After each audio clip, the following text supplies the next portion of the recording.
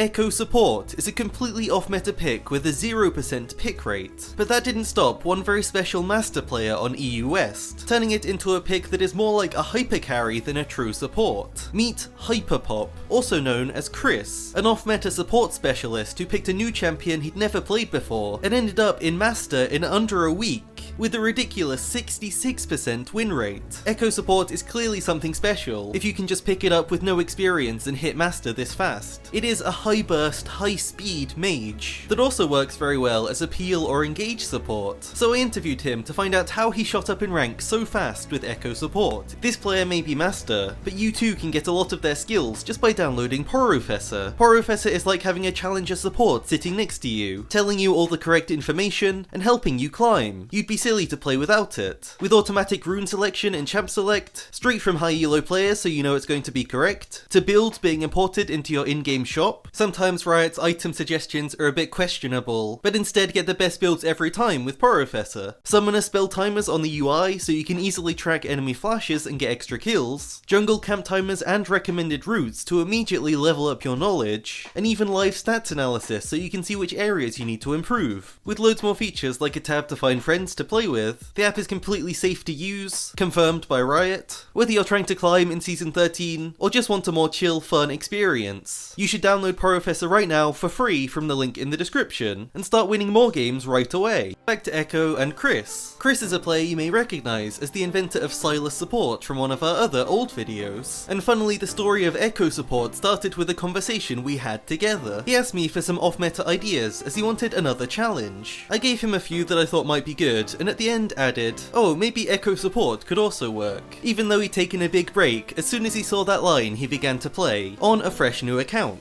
The next day he updated me, it was already working. 4 days later and he was Diamond. This was a champion he knew nothing about, in a role where it was never played, and suddenly our player was skyrocketing in LP. But it was not that simple. As he hit Diamond 2, he began to play against Master and Grandmaster players. This was because he just couldn't stop winning, so his MMR just kept increasing. This was now not just a smurf playing something new, he was playing a new champion in a new elo he'd never reached before. 1 week after our conversation and about 100 games, he had hit Master, having a 66% win rate even against much higher ranked players. He admits he knew very little about this champion, and yet with just a couple of strategies for laning, and adjustments to the build, it was so easy for him to carry and climb. There is clearly something special about Ekko Support, but how does this pick work? Because his laning is not actually strong, he's a squishy melee champion, his income is also super low on this role, and so you may expect this role to be all about using his W, specifically for the stun, but our player rarely even uses it. To get past his weakness in laning, he enters lane, takes Q, and shoves the first wave as fast as possible. Enemies are now on the back foot, CSing under tower. The next wave arrives, and again Ekko Q immediately pushes it, getting them level 2, and Ekko takes his E. This is actually Ekko Support's best ability, letting him animation cancel his Q by jumping in at the same time. He blinks onto an enemy, slowing them and proccing his electrocute and damage passive, letting him quickly sprint away while they're slowed. With all of this burst damage, every time electrocutes up, he can take out half of a champion's health and run out. It's vital for him to think about the CC that enemies have. If he's able to dodge it, he can easily re-engage afterwards. Level 3 he takes his W. It's a great CC, but it's very hard to land. Using this aggressively is difficult. Ideally he walks into fog, and then jumps out as the stun is activating, but it's rare you'll ever be able to land this in a game against Grandmaster players. So Ekko's job changes when he gets level 3. I mentioned his laning wasn't very good, and this is the point where enemies can start to outpush him, so instead of playing like a normal support and contesting the lane, which we know he would fail to do, he instead starts to stall and play slow, letting the wave push to his tower. This gives him the opportunity to walk back into Fog of War as the enemies are pushing, cast his W so the enemies can't see it, and then E forwards for an easy stun in the choke point, enabling him to use his huge burst of damage with the ignite and electrocute, and have the passive speed to chase anyone afterwards. The passive damage itself is seriously high, and it's not just for the speed up.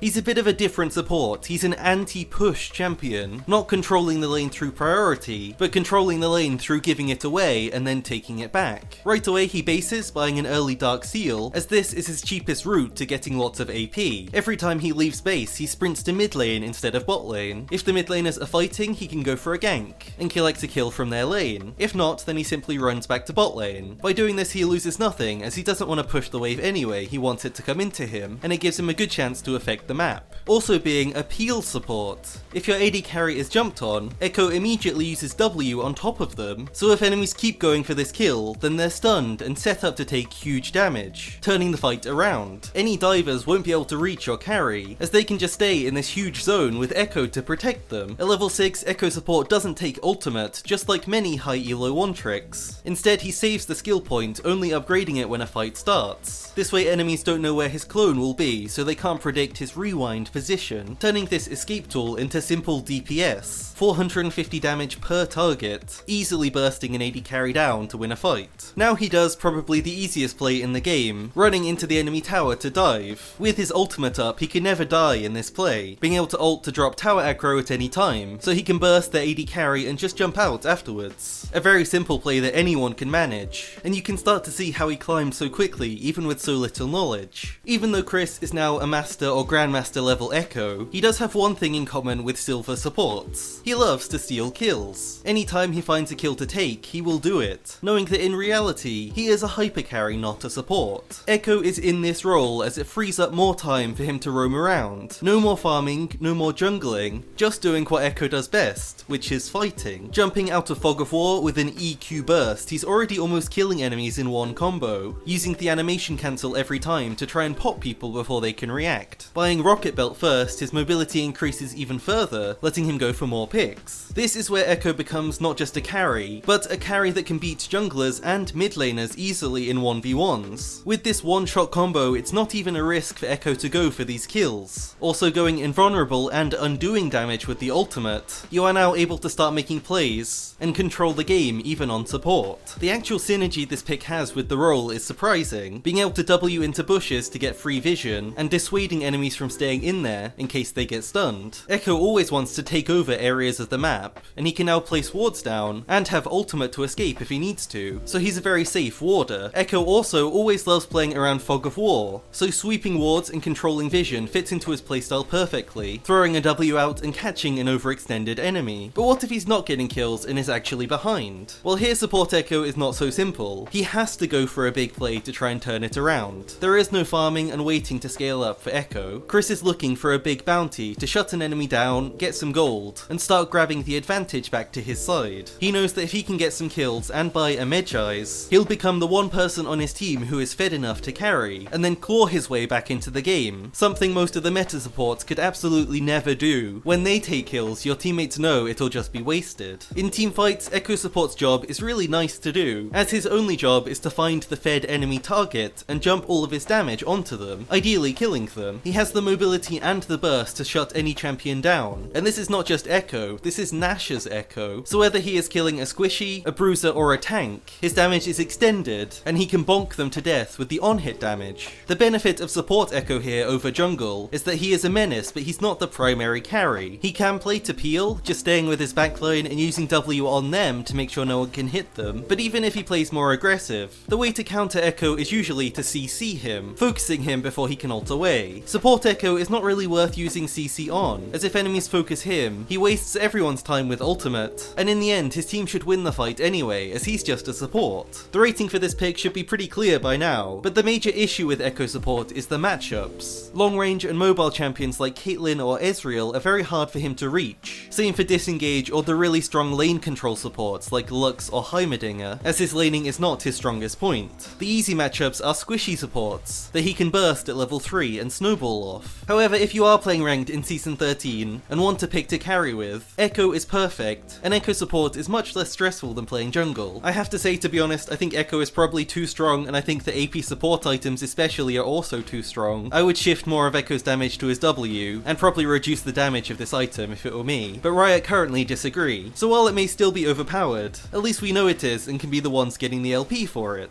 For the full Ekko Support build, the early components are probably the most important, buying flat AP as soon as possible, into Sork shoes before anything else to help with his roams and fast trades. Then Mythic, Nash's second item as it's higher damage than Lichbane, in pretty much every situation, even short bursts. Then buying Medjai's if he's able to snowball. You can imagine if enemies see a 25 stack support on the enemy team, they might just surrender, finishing with the late game AP items if he needs them, scaling into a full carry. The runes are all about burst, with Electrocute to maximize the early trades. This pick bursts people from full health, unlike Dark Harvest, which is only useful if enemies are already low. If you want to start climbing in Season 13, please download Professor to help. It's practically like having a challenger coach sitting next to you all the time while you play, link in the description. And Chris also has a Twitch stream, link in the description if you want to see more brutal supports. Thanks so much for watching.